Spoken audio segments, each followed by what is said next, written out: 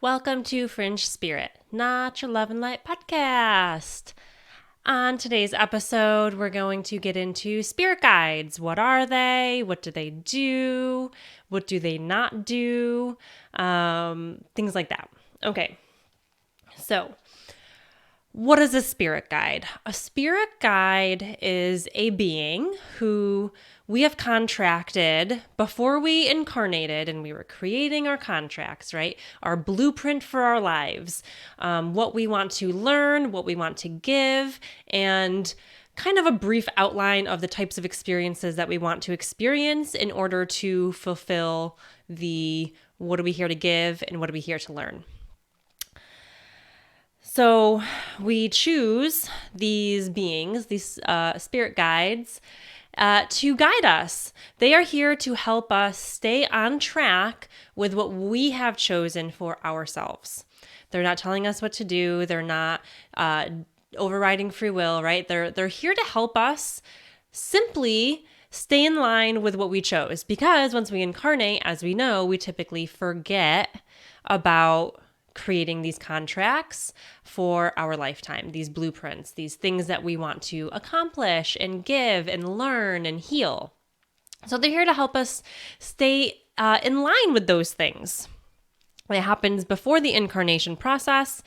And essentially they're here to help us remember who we are, who we've been, what we've done, what we can do, and how to take all of that and bring it into what we're here to do now, this time. So they're here to guide us. So some examples of things that spirit guides will do, is, and we get confused and we think that it's only going to be good stuff, right? Where when something bad happens and it's like we followed the signs and then something bad happened and then we think, oh, well, I guess I shouldn't follow those signs, right? But a lot of the time they're here, they help us into almost not so great scenarios sometimes, right? So they could guide you to end up in a car accident, right? Maybe, you see some sign on someone's license plate or while you're driving and you get distracted and maybe you miss the light. And so you're stuck at a red light that maybe you wouldn't have been otherwise if this sign didn't come into your awareness. And because you get stuck at that stoplight, you end up in an accident, a car accident that you wouldn't have otherwise. And then you're like, what the hell? This seemed like this synchronicity, this seemed like this sign. And then now I'm in an accident and now I'm out of work for months while I'm recovering. It could be that you are going balls to the wall at work and you're overworking yourself. You're go, go, go, go, go. You're workaholic and you're neglecting your body and your needs. You're not doing the healing work that you came here to do. And during these 6 to 8 weeks in bed recovering, you've got nothing else to do. So maybe you start to meditate or you start to think differently about how you're going to treat your body and your emotional self and create more balance. And you have some epiphanies and it causes you to change your life and to heal yourself or begin your healing journey. So they can spark things. If you're not picking up what they're putting down, it's going to get bigger and louder, and it can come in the form of something bad, like an accident, an injury, things like that. It could be where maybe you lose your job and you were guided by whatever, signs, synchronicities, messages that you received to do XYZ. And these things resulted in you getting fired or losing your job or getting laid off. And then you're like, well, what the hell? Now I'm unemployed. But through the time that you're unemployed, you realize your passion, and you realize that your passion is to be an entrepreneur. And then you create a business that is more aligned with your soul and you're happier than you've ever been. But you would not have had that push if you didn't get fired from the job, right?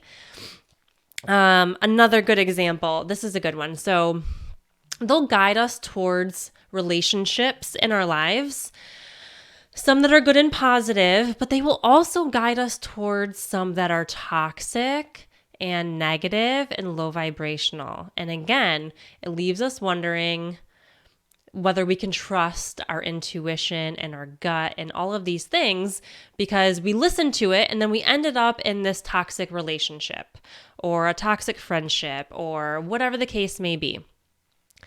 However, on the flip side of it, you were meant to end up in this toxic relationship because putting yourself into that toxic relationship has helped you clear some sort of karmic loop that if you did not end up in that toxic relationship, you would not have learned. You would not have learned the lesson of empowerment. You would not have healed this wound of disempowerment, of lack of self-esteem, codependence, not trusting yourself, right? So you contracted yourself to be in a relationship with this person, and you ended up there by listening to the messages from your spirit guides. But you came out of it. It may have been traumatic at the time or seemingly traumatic to go through this experience, but you healed. And you healed all of these past wounds from other lifetimes in your childhood. And you come out of it feeling empowered and confident and a completely new person. And it would not have happened if you did not listen to these signs, right? So the how, right? So how do you get these signs? Like, how do these things show up in our lives? How are they communicating with us, right? Very commonly, it is signs. And we all know those feelings where, maybe we just keep seeing the same number, or we see a bird perched outside our window that just catches our attention and we find ourselves staring at it. And we don't know what it is or what it means, but maybe it's a sign and you look up at the animal and it's so relevant to what you're going through. Or maybe the animal is standing in front of a sign that says something that you need to hear, or in front of a store that you're being guided to go into because maybe you're someone in there is someone you're supposed to meet, or maybe it's a job that you're supposed to take. Maybe you go on all these job interviews, but there's one in particular. You kept seeing your favorite flower or your favorite bird or whatever. It's some sort of sign or you walked out of the interview and there was a beautiful rainbow above you and it just felt like a sign that this is the one, right? And then you take the job and the job is amazing and it's aligned, or it's something where you have to learn a lesson through it, right? So it's these various signs throughout our life, and we can ask for signs. That's something people do not realize and understand, that when it comes to spirit guides, we can oftentimes ask for what we need and what we want. We can ask for signs. We can ask for specific signs. We can ask for times that our signs come through. You can say, I want a purple flower to be my sign. Me personally, I like when things come in threes. I'm a notorious ignorer, if that's a word, of signs.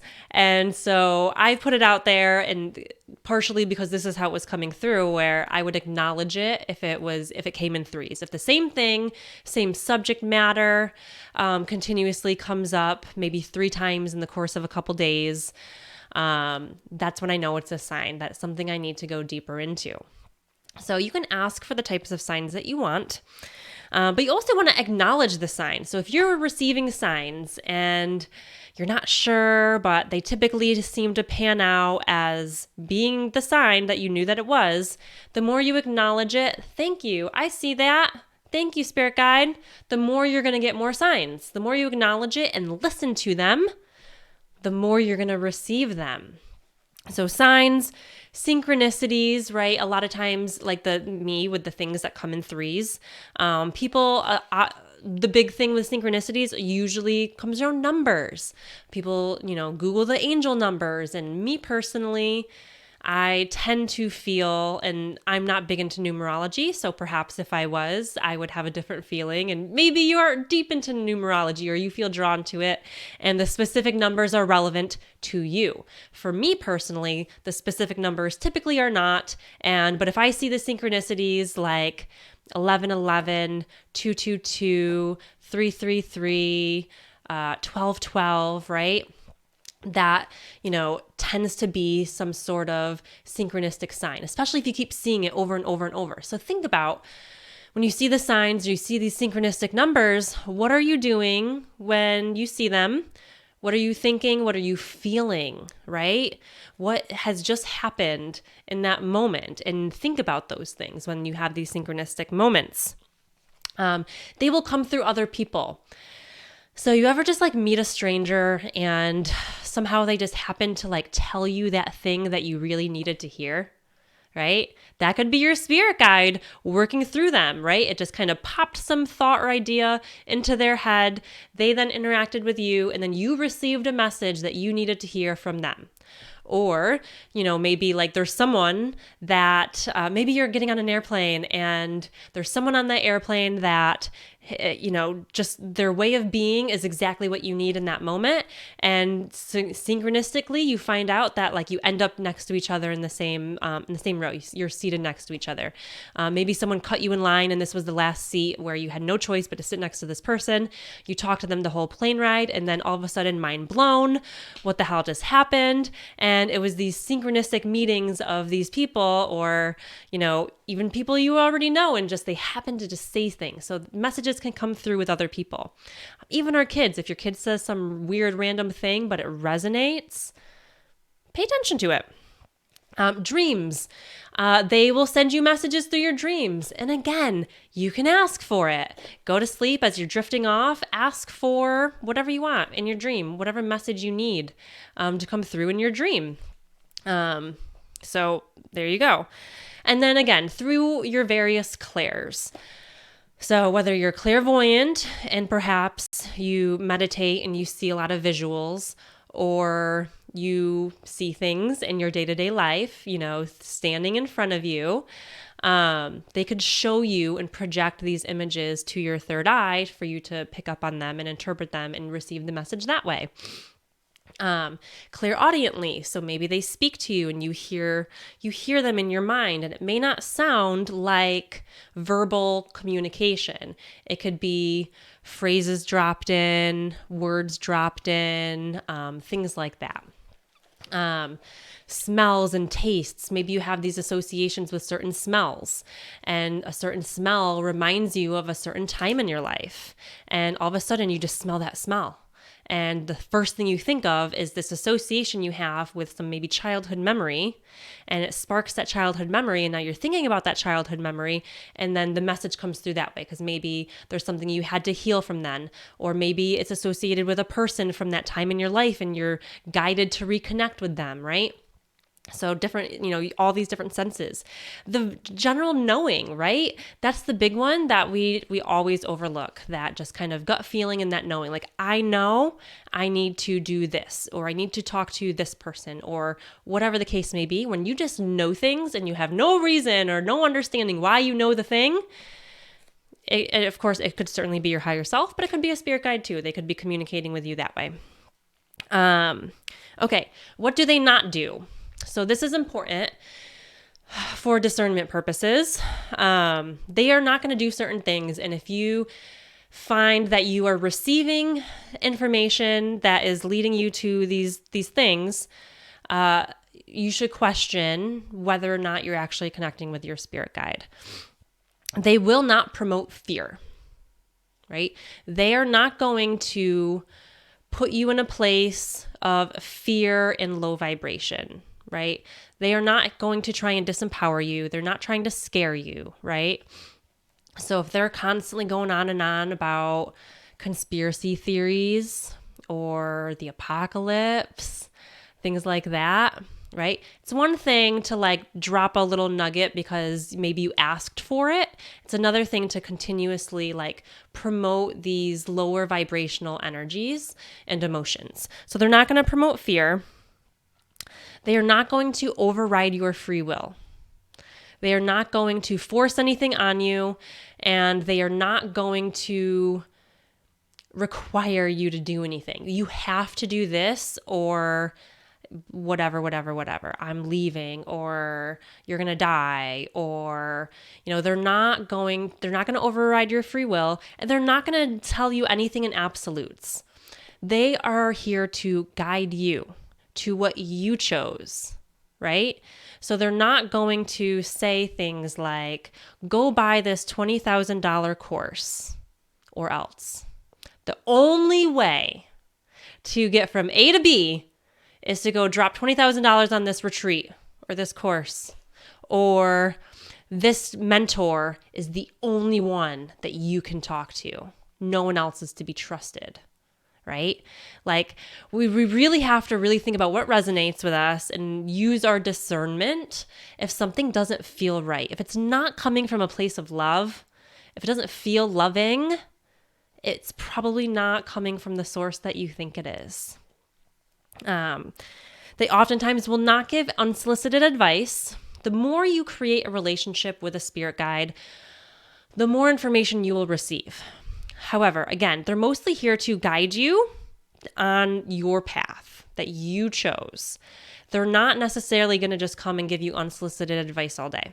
If you ask for it, sure, they're going to share with you whatever the hell, they can and have access to that is in your best interest, but they're not going to just dump all this weird shit on you that you didn't ask for. If you didn't set up a relationship where you said, I need a warning if blank, right?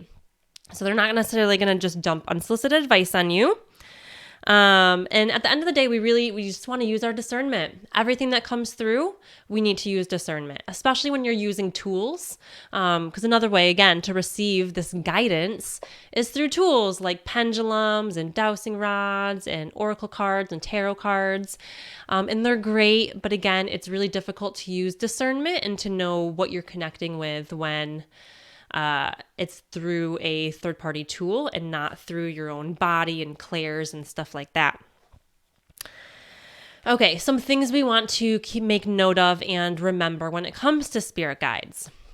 They are on their own path as well. What does that mean? That means that they're, having incarnations out there. They're incarnated in other places. They're doing other things. Their soul is on their own soul's journey, just like you. While you're incarnated right now and right here as a human, there could also be a fractal of you that is a spirit guide for somebody else. And so they're all, while yes, we are all connected and we all are a piece of source or God, they are still on their own journey and they've all had their own specific experiences. And while, yes, they are coming from a higher perspective typically than our third dimensional selves, their opinions and their guidance is still subjective. It is not always based in 100% objective truth. So think, if you had a spirit guide that, lived certain lifetimes off in the cosmos that were all coming from like a warring civilization of violence and war, they're going to have a different opinion and perspective on things relating to peace and war and, good and bad and things like that.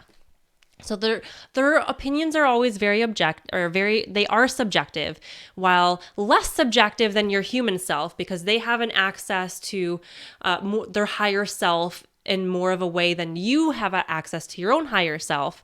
But it's not the same as if it came from source itself, which is the encompassing all.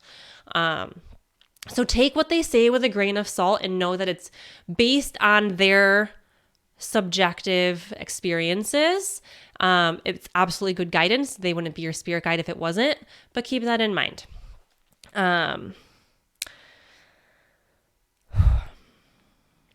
With that said, another thing I did want to mention, I almost didn't actually, they typically have their own skill sets.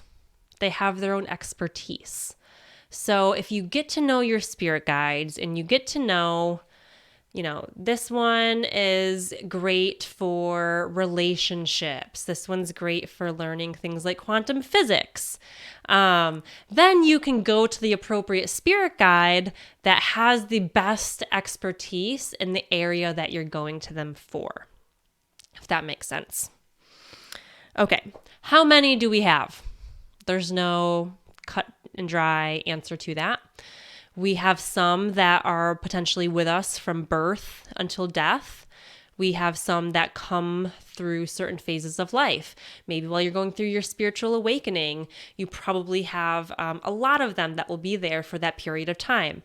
You may have some that are there during your childhood and not your adult life, some that are here for your adult life and not through your childhood or through certain experiences and traumas and things like that, and healing, right? If you're in the healing phase of your life, you might have a guide that's there for that phase of your life to help you through your healing journey. So there's no cut and dry answer for how many. Everybody has a different amount, and it's not going to be the same from birth to death. Okay, who/what are they? They can be a loved one who has passed. You could have a grandmother, grandfather, an aunt, uncle, a parent, or even a friend, or even a child if something like that had happened. It could be someone that you knew in your real life. They died, and now their role is to be your spirit guide. That happens often. It could be, oftentimes it is a soul family member. So what does that mean? That means it is a soul who you have incarnated with in the past. In any of your past lives, there could be a soul that you incarnated with, you had a good connection, maybe you continued to incarnate together, and then in this lifetime, they decided the best way for me to help you is I'm going to be your spirit guide instead of incarnating with you. So it can be soul family, familiar energies. It could be someone that maybe it was your child in a past life, or a mother or father, or a life partner, And so you might feel that familiarity with that spirit guide, like, I think I know you, and it's probably because you do. You can have things like archangels or ascended masters as spirit guides, any realm of cosmic or elemental being. You can have animal guides, things like that. Typically, if you're going to have something like an ascended master or an archangel, it's probably, typically if you do, it's for a specific phase of your life, and not for the entire duration. However, nothing is cut and dry, nothing's black and white, and your journey is not the same as my journey, and it's not the same as this person's journey or this person's journey. Very commonly and less highlighted is having spirit guides that are other versions of yourself. So what does that mean? It can be many things. It can be a past version of you. So when we think about how time is not linear in the way that we comprehend it, and everything is happening simultaneously, and we are fractalized beings, right? Yes, there's, healing components where we want to pull back our fractals, but all of our pieces of us are never going to ever fully be in this body, right? So there's always these fractalized versions of ourselves. There's our past life selves. There's our future life selves. You could have a spirit guide that is a future version of you, human or not human. Probably not human, honestly. And then you can also have parallel, simultaneous incarnation selves that are acting as your spirit guides. So that is a very common one. And sometimes you really get to know this spirit guide, and then years later you find out it's you. The spirit guide was you this whole time. Okay. So when it comes to connecting with them, just a few things we do want to keep in mind. Always use discernment, especially at the beginning of your journey, to ensure that you are connecting with your spirit guide that's actually a spirit guide and not some other being pretending to be your spirit guide. So always use discernment. Do not attach yourself to them or to needing information from them, right? They are not higher than you. They are not better than you. They do not have access to things that you don't have access to. You have all the same access to all of the same information that they do. We could spend our whole lives and never connect with our spirit guides consciously in a super aware way, right? If we solely connected with our higher self and with source itself and all of the information and the collective universal bank, you would be fine. You don't have to have like one-on-one conversations with your spirit guides to get what you need. They are a tool here to help us, right? They are not better than you. They are not higher than you. They are not the end all be all. And their opinions are subjective. And so, again, we have to keep those things in mind, take everything with a grain of salt, use your discernment, decide what resonates for you at the time that it resonates with you, because they're going through their own process and they're learning their own lessons as well. And where they're at in that evolution will will dictate potentially, types of things that they say to you, which again is why it is important to go to the guide that has the best expertise, right? I want to connect with whatever spirit guide has learned the lessons and has the most knowledge to help me, and is for my highest good relating to energy work, whatever the thing you're trying to learn about is. And then be open to all of the ways that the information comes in. Do not attach yourself to thinking it's going to look like a certain thing. It's going to come through a certain way. But the more that you receive, whether it's through signs, synchronicities, dreams, ideas just popping in, the more you affirm, thank you for that sign, I appreciate it, right? The more you recognize it and acknowledge it, right? The more you're going to receive. So you can't put in a box what you think it's going to look like to connect with them. You can't say, oh, I'm talking to them all day and they're not talking back. They are, and you're just not paying attention. I guarantee you, if you have put out there, I want to connect with my spirit guides, and you talk to them out loud or in your mind, they are responding to you in ways. You just may not be recognizing it and seeing it. So you have to be very, very open. Okay. That's all I have for today about spirit guides. As always, ask any questions and take what resonates and run with it. And then if something doesn't resonate, then that's fine. It will be for you when it's for you. And if that time never comes, then so be it, right? All right. Have a lovely day, and I will see you next time. Bye.